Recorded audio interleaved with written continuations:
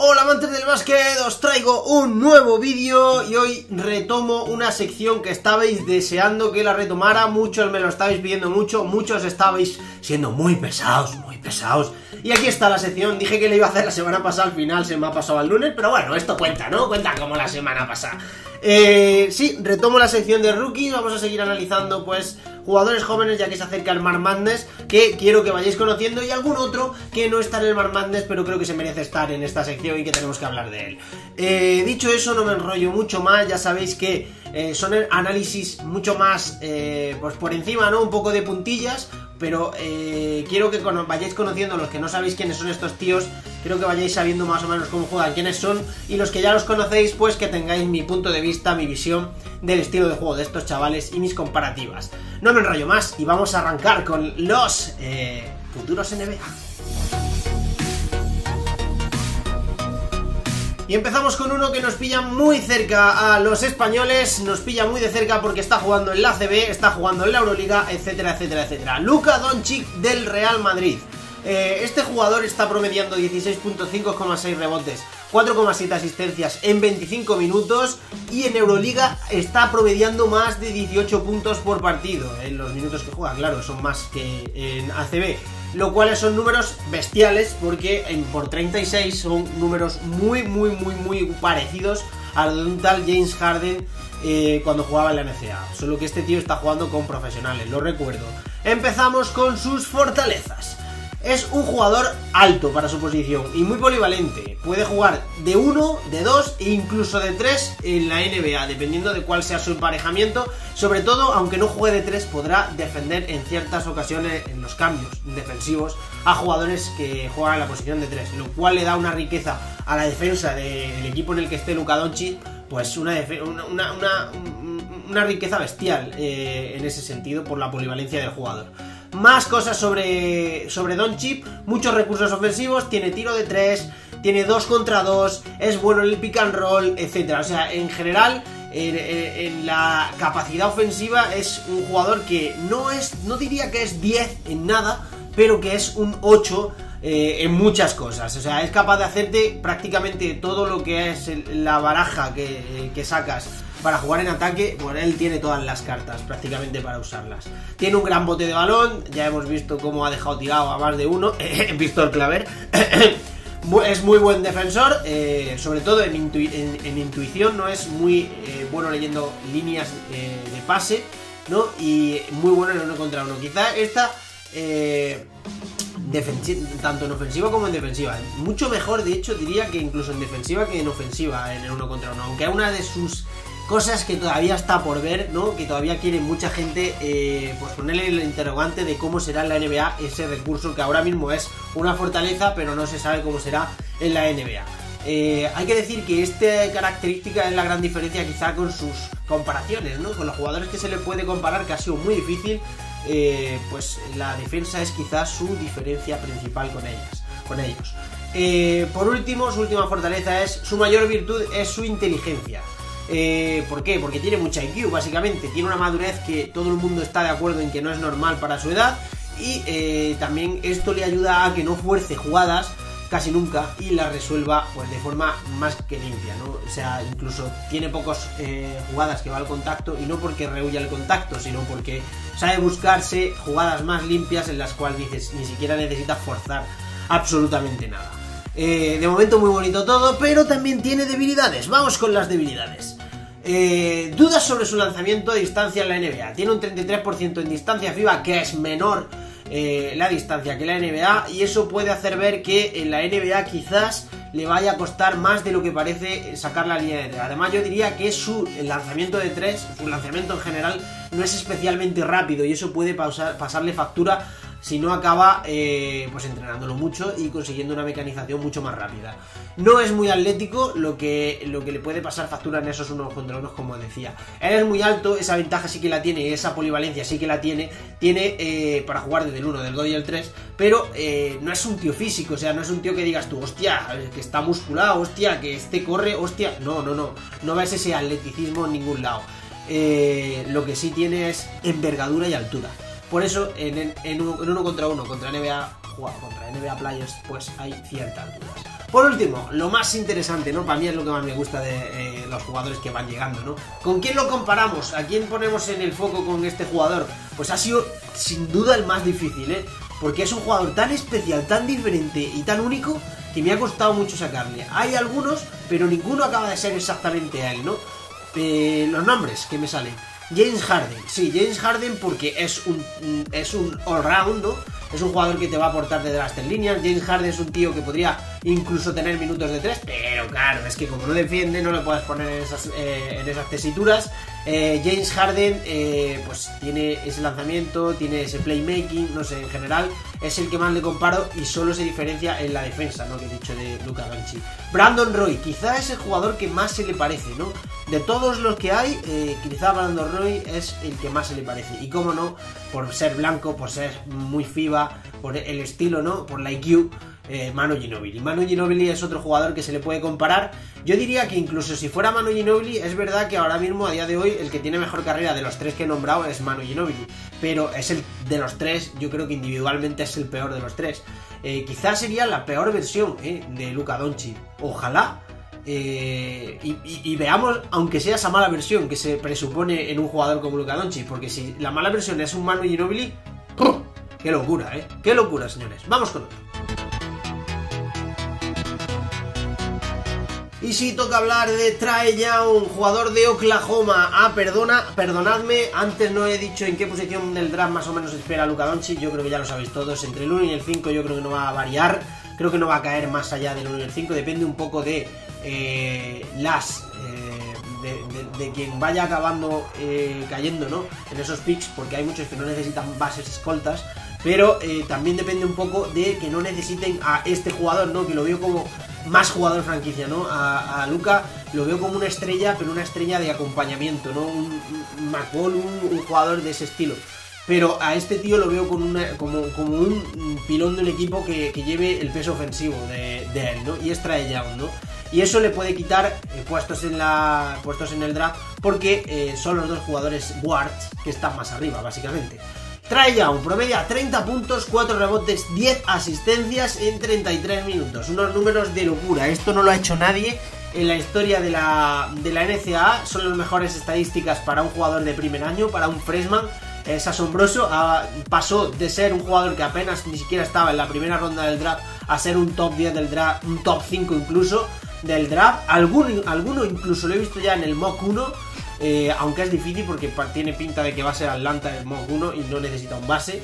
Pero la verdad es que es una temporada bestial. Características, os las digo rápidamente porque estas ya las conocéis prácticamente. Fortalezas, rango de tiro que nunca se ha visto en la NCAA. Tira más triples que tiros de 2. Algo obvio. De hecho, tira más triples que Curry en su temporada en su temporada en la NCAA. Y mete más que Curry en las temporadas en la NCAA. Incluso en la tercera temporada de Curry, que ya es más veterano, ya tenía más peso incluso, pues también anota más, mete más y es una barbaridad. Además tiene una diferencia con Curry que es muy importante y es los tiros libres. No los porcentajes, sino que es que él tira muchos más tiros libres porque fuerza muchos más tiros libres. Son casi 5 puntos más de diferencia con Curry, lo que hace ver que no rehuye el contacto, algo que Curry, pues hombre, sí que ha rehuido casi siempre el contacto. Grandes porcentajes en tiro tras bote, bueno, una barbaridad tras bote, cogiendo un mal pase, de espaldas, de cualquier manera este tío la mete increíble. Manejo de balón exquisito, tiene un manejo, pese a que no es explosivo, no es rápido, no es fuerte, no es grande, no es nada, atléticamente hablando, tiene un muy buen manejo de balón, algo que también le pasa a Stephen Curry. Es inevitable las comparativas porque es que es lo más parecido a Curry que ha existido, o sea, es que es muy parecido. De hecho, ya lo he dicho muchas veces, pero a los mismos niveles, ¿no? Con la misma edad, Curry era peor que Trae Young. Luego hay que ver si Trae Young evoluciona hacia lo que ha sido capaz de evolucionar Stephen Curry. Pero a la misma edad, con 18 añitos, ahora mismo tú pones a jugar el Curry de 18 y el Trae Young de 18 y te gana Trae Young. Porque el tiro es todavía más lejos, más fuerte, más efectivo. Bueno, es una barbaridad. Gran capacidad de pase a niveles históricos en la NCAA. No os voy a decir, si es que no es solo en anotación, es que también está haciendo un récord histórico en asistencias, lo cual es bestial.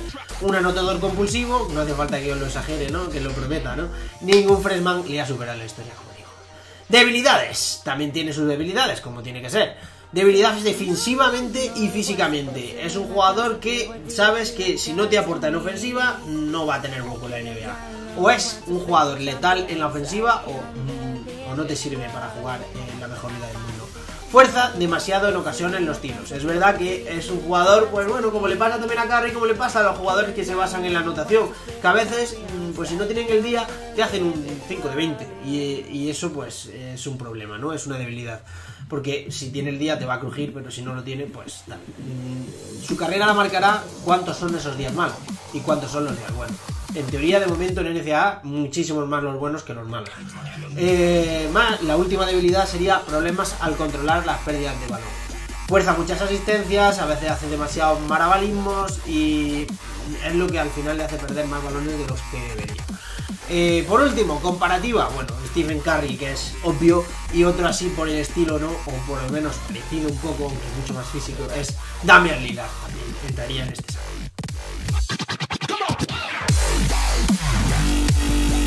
Vamos ahora con Jaren Jackson Jr., que este jugador de Michigan State, pues ha sido una sorpresa porque ya tenían a un 4-3, un 3-4 mejor, muy bueno como Miles Bridges, que os hablé de él en el anterior vídeo, y este tío pues ha destacado, ha entrado como un fulgurante y ha entrado en el top 10 también de mejores rookies para el mock draft de esta temporada, está promediando 12 puntos, 6,5 rebotes, 3,3 tapones en 23 minutos. Es una salvajada, señores, porque hay que hacer caso a lo de los 23 minutos. Hay que hacer caso a esos 23 minutos porque imaginad cuánto podría llegar a hacerse en 36 minutos, en 33 minutos como Trae Young en tapones, por ejemplo. 3,3 tapones, una barbaridad. Fortalezas, ¿qué tiene este hombre? Taponador salvaje, con varios partidos por encima de 6 tapones y un partido con más de 8 tapones, señores. O sea, es una barbaridad. O sea, estás penetrando y te tapona desde cualquier lado, de donde venga, da igual. De cualquier sitio te revienta. Tiene un físico bestial, una envergadura increíble también. Es uno de esos jugadores que dices tú, joder, como aprenda a jugar a baloncesto, te va a reventar el mundo. Sí, porque es de esos jugadores que ahora mismo es mucho más físico que calidad. Ese es es un poco adelantar debilidades, pero luego vamos a hablar. Físico bestial. Buenos porcentajes en tiros de 3 y lanza casi 3 por partido, lo cual está muy bien porque es un jugador interior. Recordemos que es un jugador interior que te tira 3 triples con buenos porcentajes. Eso habla muy bien de sus capacidades, versatilidad en su juego. O sea, es un jugador que para el small ball actual es 10 de 10, caviar. Debilidades. Le falta bote para jugar de 3, es obvio, va a ser un 4 claro de la NBA. Y tiene muy poco tamaño para su posición, porque tiene un tamaño más de 3 que de 4, ese es el problema. Pero su físico y su envergadura es tan brutal que es probable que no tenga ninguna dificultad en ser un 4 en la NBA, y además le favorece mucho el tema del small ball actual. Es un jugador encasillado, o sería el típico jugador de progresión, ¿no? De estos que siempre hay alguno en todos los años. A veces se va a la mierda y otras veces funciona muy bien, ¿no? Pues este es el de este año, ¿vale? Comparación, ¿con quién puede ser? Jonathan Isaac. Jonathan Isaac este año no está haciendo una papa, pero es un jugador del cual todavía se espera que a lo largo de los años tenga una progresión bestial, y es un jugador que físicamente es un monstruo también. Y el otro comparación, que sería la buena, ¿no? Porque a Jonathan todavía no podemos evaluarlo, es rookie, pero Antetokounmpo es la otra comparativa y sí que tiene mucho que ver. Lo que pasa que yo creo que por mucho que se acabe evolucionando y creciendo como jugador, él, en vez de tirar para la posición de 3 como Anteto, va a tirar para la posición de 4, que es mucho más interior que Anteto. Pero no está nada mal, señores. O sea, es un jugador caviar, es un jugador interesante. Va a caer después del top 5, entre el 5 y el 10, va a estar este tío casi 100%.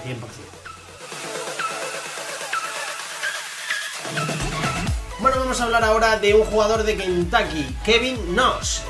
Es el alero de Kentucky, promedia 15,6 puntos, 5,8 rebotes, 1,5 asistencias en 33 minutos, números muy parecidos a los que tenía Jason Tatum en Duke la temporada pasada.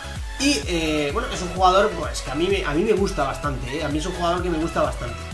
Fortalezas, es muy alto para la posición de alero y con una envergadura de 2.13. Le pasa algo como a Jason Antetokounmpo.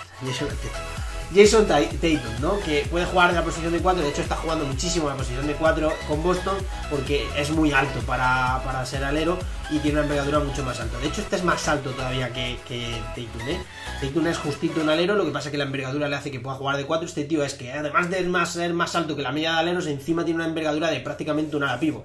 Entonces eso le da mucha versatilidad. Es un buen defensor por físico y por posicionamiento. Él muy parecido también a lo que le pasaba a Jason Tatum, ¿no? Él no es un buen defensor en 1 contra 1, él no es el más portentoso físicamente, pero sus tamaños, su posicionamiento, su inteligencia le ayuda a defender más o menos bien. Intenta casi 5 triples con un 36%. Eso es, yo le diría, buenos brotes verdes. O sea, se ve algo, ¿no? Se ve que tirar 5 triples es mucho en NCAA, por lo cual tener casi un 40 está muy bien para un jugador que incluso tendrá posiciones de 4 en la NBA en muchas ocasiones, como por ejemplo Kevin Durant con los Golden State Warriors. Es el mejor alero puro del draft tras Porter Jr., posición más dominante de la actualidad en la NBA, si lo sabéis todos, ¿no? O sea, ahora mismo el alero es la posición eje, es el jugador más top que más puedes desequilibrar en cualquier partido. ¿Por qué? Porque ocupa una posición de versatilidad, que si te puede defender a doses, que si te puede defender a 4 y que si te puede jugar de 4 incluso con un small ball bestial, con un 4 tirador exterior jugándote de 5. Pues este tío es perfecto para eso, solo que la diferencia es que tiene con Porter Jr., pues, por ejemplo, es que desde fuera es más inconsistente, sobre todo eso. Pero bueno, vamos a hablar de debilidades. Falto de recursos técnicos para el 1 contra 1. Abusa de penetraciones físicas, sin bote, abusa del primer paso, abusa de típica jugada fácil, ¿no? Para un jugador que va a jugar en la NBA. Luego en la NBA es más fácil de detectar esto y cerrarte con buena defensa, ¿no? Básicamente. Entonces hay que ver hasta qué punto es capaz de producir en el 1 contra 1 contra defensores increíbles. Ahí sabemos que, por ejemplo, es una de las diferencias que tiene con Jason Tatum, y esa es su mejor especialidad. Todavía no se le está viendo, pero él puede jugar 1 contra 1 de espaldas, de frente, de todas las maneras, con el bote, con un crossover, con etcétera, etcétera, etcétera. Esa es la clave que hace caer a un jugador de características parecidas, ¿no?, a la posición 10, 8, 7, incluso de un draft peor, y a uno que tiene unas características parecidas, pues caer en un top 3 de uno de los mejores drafts de la historia, que creo que va a ser. Mala toma de decisiones, tiene poca IQ en ese sentido. Igual que digo que en defensa, por ejemplo, sabe aprovechar para realmente defender menos, sabe aprovechar su inteligencia y defender mejor, pues a la hora de atacar a veces tiene mala toma de decisiones o abusa de un tiro forzado, un mal pase, etcétera, etcétera, etcétera. Y sobre todo destacaría la inconsistencia en el tiro, ¿no? Que es lo que estaba diciendo antes. Tiene un 36, se ven los brotes, pero hasta qué punto es real, ¿no? Ya sabemos de jugadores que ha pasado, ¿no? Michael Fulk ahora está con su paranoia mental, el Lonzo Ball, que tenía un 40% en NCAA, ya se está viendo cuál es la realidad del Lonzo en el tiro exterior, y ese tipo de cosas. Le falta peso para aguantar el contacto, pese a que tiene un buen físico, pese a su altura, pese a todo eso, sigue faltando un poco de peso. Otro caso más, pareciéndose a Jason Tatum. Yo creo que todo lo que sea parecerse a Tatum es hablar bien de un jugador, y pues este tío tiene muchas cosas parecidas, y tiene otras que son las que le determinan ser peor que él a día de hoy, que luego a lo mejor vamos a ver lo que pasa, pero a día de hoy es lo que le determina ser peor. Comparaciones, bueno, aparte de Tatum, que ya habéis visto qué tal, yo creo que hay otros que se parecen más, ¿no? Porque tienen mejor capacidad defensiva que Tatum, en teoría, este jugador. Yo te pondría a Josh Jackson, por ejemplo, Rudy Gay, Russell Westbrook y Bernard King. O sea, al final ninguno de ellos exactamente englobaría sus cosas. Quizás Russell Westbrook es el que más se le parece, pero el tiro exterior de Russell Westbrook era mucho mejor que el de este hombre, aunque es verdad que Russell lo aprendió durante la NBA, o sea, no llegó siendo lo que luego conocimos los demás. Yo creo que el que más asemeja quizás es Russell Westbrook. Luego tiene sus cositas, ¿no? Porque todos los demás pues tienen cosas que se le puede parecer, más o menos, en cuanto a versatilidad, tamaños, defensa, lecturas y ese tipo de cosas. Inconsistencia en el tiro también lo tienen. Sobre todo pensar en los jugadores a su misma edad, ¿vale? Porque yo hablo del Rudy Gay cuando llegó a la NBA, el Bernard King cuando llegó a la NBA, aunque este es el mejor defensor de estos que hay en este grupo, y del George Jackson, bueno, que lo estáis viendo en la NBA lo que puede llegar a hacer. Vamos con otro jugador. Y vamos a hablar del último jugador de este futuros NBA, de la NCAA y del baloncesto europeo, porque está Luka Doncic.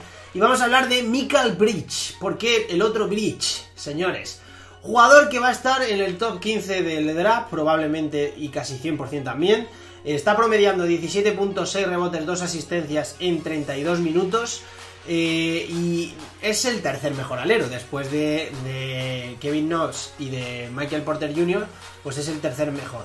De hecho, ahora mismo realmente sería el mejor de todos, porque uno está lesionado y él no ha podido demostrar nada, y el otro tiene peor estadística y está siendo menos relevante realmente. No menos relevante, pero está siendo menos fuerte para su equipo de lo que está siendo este hombre, Lo que pasa es que se vuelve el tema de progresiones, ¿no? De hasta dónde pueden llegar, ¿no? Este tío pues se le espera menos que a estos otros dos, que se le espera que puedan evolucionar muchísimo más. De momento este es un jugador para un equipo que sea por ejemplo contender y tenga un pick, como por ejemplo Cleveland. Es un jugador muy interesante porque va a rendir desde ya con algunas cosas muy concretas, ¿vale? Vamos con las fortalezas. Capacidad de crecimiento clara. Es su tercer año en la NCAA y ha mejorado cada vez más su triple. Ahora mismo tira 6 triples en un partido por partido y tiene un 42% en triples. O sea, es un muy buen porcentaje. Él no llegó siendo un buen tirador, pero a día de hoy la realidad es que es un tirador más o menos estable. Defensor de élite. Y aquí es donde me quito el sombrero. Este jugador es bestial. Es salvaje defendiendo. Más de un tapón por partido y casi 2 robos por partido. O sea, es una barbaridad. Y no solo por estadísticas, sino que es bestial. Está en todos lados, hace unas ayudas del copón, aguanta en 1 contra 1 con el pecho, con el culo y con lo que quiere. Es bestial, de verdad. Si podéis poneros imágenes y vais a flipar con la barbaridad de defensor que es Mikal Bridges. Actualmente tiene el mejor BPM de la historia de la NCAA. Sí, de la historia de la NCAA. Una estadística avanzada que muestra pues lo que tu equipo gana o pierde, sumando lo negativo y lo positivo que tú aportes, tanto en defensa como en ofensiva. Y está por delante de jugadores, para que os hagáis una idea de que no es una estadística así de mierda, de Davis y Towns, que fueron otras bestias de la NCAA y obviamente fueron top de la NCAA. Pues habla un poco bien esta estadística de él. A mí es que me ha enamorado este tío. Especialista en el catch and shoot, otra cualidad que le da bestial. O sea, yo es que lo veo y me recuerda a Oyeleye, pero en mejor, ¿sabes? Oyeleye, pero en mejor todavía, mucho mejor que Oyeleye. Entonces, pues, es que eso sería una barbaridad tenerlo en un contender, la verdad. Tiene una envergadura de más de 7 pies. O sea, es una bestialidad física también. Yo es que flipo, este tío es un candidato muy grande a sorpresón del draft, a sorpresón y a robo, porque al final puede ser un candidato a rookie del año y va a caer mucho por su edad y por su capacidad de progresión que se le tiene en cuenta ahora mismo a estos niveles, porque claro, ahí ya entran factores que controlamos menos desde casa. Debilidades, menos proyección que sus futuros rivales, lo que os he insistido durante todo el rato. Otto Porter y Kevin Knox concretamente, pues espera que ellos sean peores a lo mejor al llegar a la NCAA, pero a la NBA, pero que cuando pasen 2-3 años pues sean bastante mejores que él y él se mantenga en una línea pues más mediana. La comparación con este tío, pues se me ocurren 3. Hay una que es muy clara, ¿vale? Que es Ron Artest. Ron Artest, para el que no se acuerde, la época buena, cuando Ron Artest era muy bueno, fue un jugador bestial. Llegó a hacer alguna temporada de 20 puntos y mantenía sus capacidades defensivas. Era un jugador all-round, bestial, inteligente. Es verdad que nunca ha sido un gran playmaker, pero en todo lo demás era un monstruo. Y este tío pues es muy parecido a esto. Luego otras comparativas interesantes de 3&D realmente, pues Otto Porter, Robert Covington. Yo creo que este tío pues irá hacia un 3&D, pero veremos hasta qué niveles de 3&D es capaz de evolucionar, porque si ya es capaz de mantener una línea de defensor del año de esos niveles, ojito con él, ojito con él. Que por estas posiciones cayó una vez un tal Kawhi Leonard. Es verdad que tenía 18 años, no tenía 20 o 21, pero ojito con esto, Pues eso, Ron Artest, Otto Porter y Robert Covington. hasta aquí este especial, espero que os haya gustado. Luego me decís que no os traigo cosas, macho. Más de 20 minutos de análisis de jugadores, de chavales, que sé que muchos no conoceréis y otros os gustará pues saber mi opinión sobre el juego de estos tíos. Y darle like ahí por la currada y compartirlo con vuestros amigos, que si les gusta el básquet seguro que esto les interesa para cuando venga el draft. Y cuando veáis con nosotros en ronda de tiro el draft, pues os gustará saber qué coño estamos hablando de Jared Jackson y qué cojones estamos hablando de Tremont Duval, por ejemplo. Espero que os haya gustado una vez más y nos vemos en el siguiente vídeo.